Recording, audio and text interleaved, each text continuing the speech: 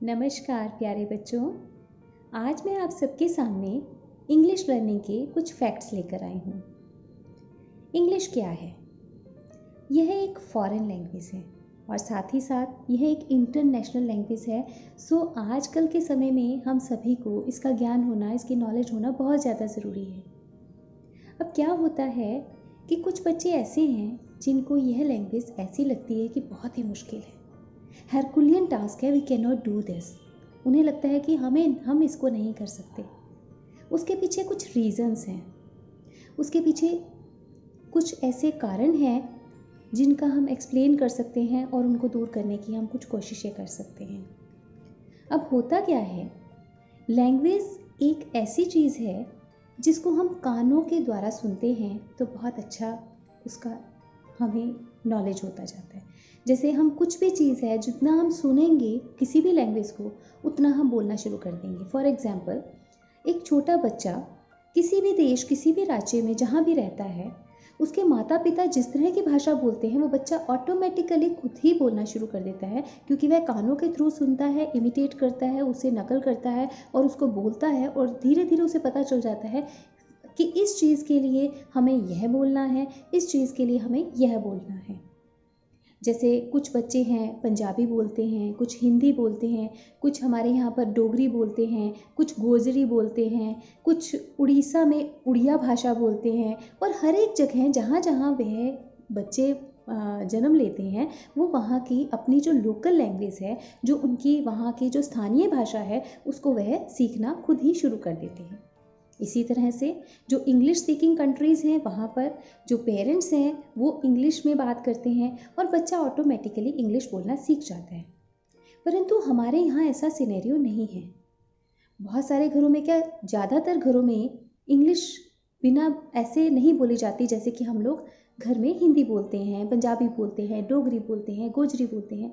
तो बच्चे के लिए वह इंग्लिश समझना बहुत ज़्यादा मुश्किल हो जाता है, हालांकि बहुत ज़्यादा ज़रूरी चीज़ भी है। तो इसके लिए हम क्या कर सकते हैं? कौन सी ऐसी चीज़ें हैं जिसके द्वारा हम इंग्लिश घर में भाषा ना भी होते हुए हम इंग्लिश सीख सकते हैं बहुत ही ईजीली, बहुत ही इफ़ेक्टिव वे में?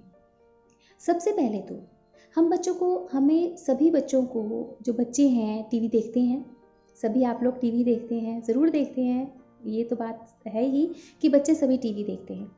उसका हम किस प्रकार से उपयोग कर सकते हैं इंग्लिश सीखने के लिए? आप सभी ने, चाहे वह कोई सी भी क्लास में है, फर्स्ट में है या 10th क्लास में है, आप सभी ने क्या करना है, टीवी देखना है हाफ एन आवर के लिए, ज़्यादा नहीं कि मैम ने बोल दिया है टीवी देखना है तो टीवी देख लेते हैं, नहीं।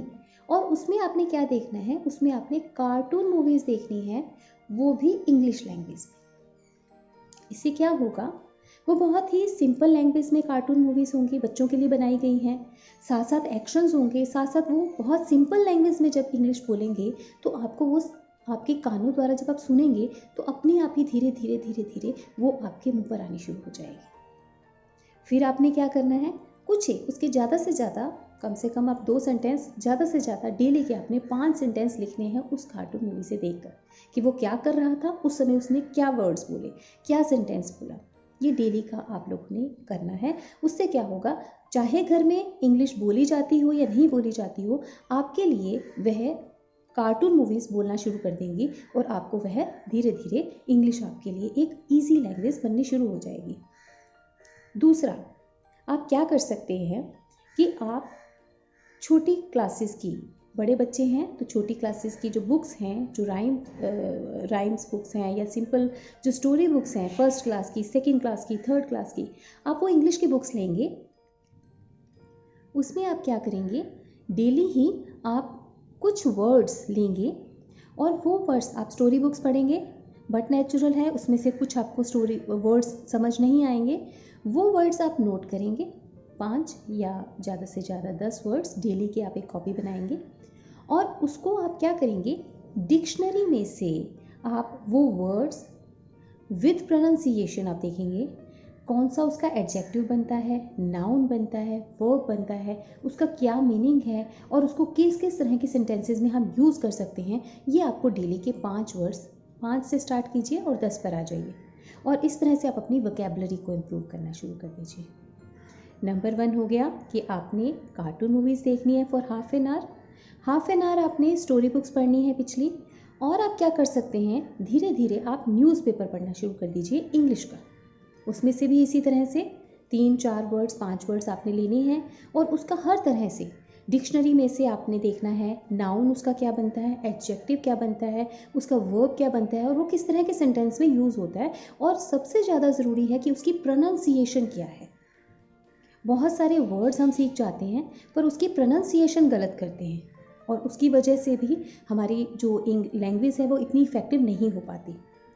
प्रोनाउंसिएशन की कुछ टिप्स एंड ट्रिक्स और कुछ प्रोनाउंसिएशन के वर्ड्स मैं आपको बाद में नेक्स्ट एपिसोड में सिखाऊंगी। तो अभी के लिए आप सभी ने जो मैंने आपको आज टिप्स एंड ट्रिक्स बताए हैं वो ज़रूर फॉलो करने हैं और डेली आपने अपने इस तरह के 10 या 15 वर्ड्स और 5 या 6 सेंटेंसेस आपने डेली के करने शुरू कर देने हैं। All the best. Thank you बेटा।